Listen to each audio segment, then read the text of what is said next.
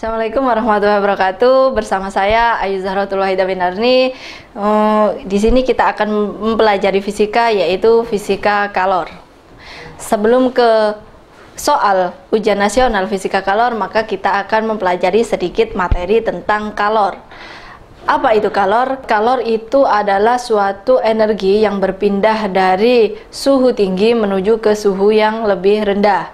Nah, di situ akan terjadi suatu perubahan. Akan ada dua perubahan. Yang pertama, perubahan suhu, di mana akan ada persamaan, yaitu Q sama dengan mc delta T.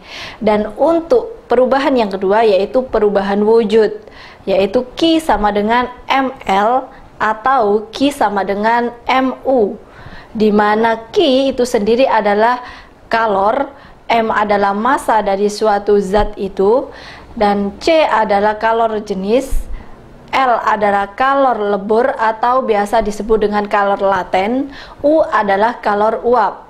Nah, biasa kita sebut ketika ada perubahan suhu maka disebut saja dengan Q macet. Ya. Nah, kemudian untuk ketika perubahan wujud biasanya disebut dengan Q males.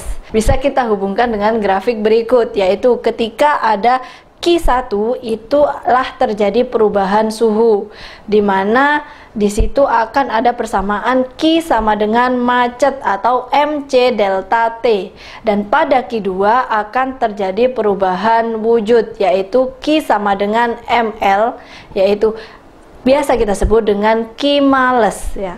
Nah, kemudian untuk Q3 dan Q4 sama halnya, ketika grafik itu suhunya yang berubah maka bisa menggunakan persamaan Q macet, dan ketika pada Q4 yang berubah adalah wujudnya sehingga menggunakan persamaan Q males atau Q uap, seperti itu.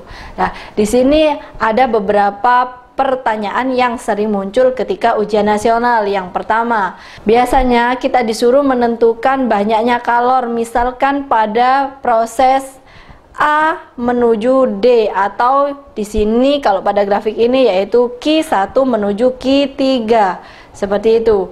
Yang kedua yaitu menentukan suhu campurannya.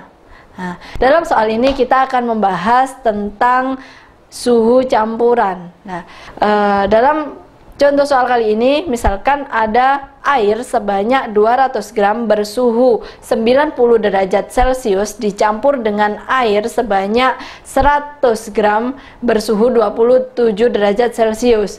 Jika kalor jenis air tersebut adalah 1 kalori per gram derajat Celcius, maka suhu campuran air yang pada saat kesetimbangan termal dicapai berapa?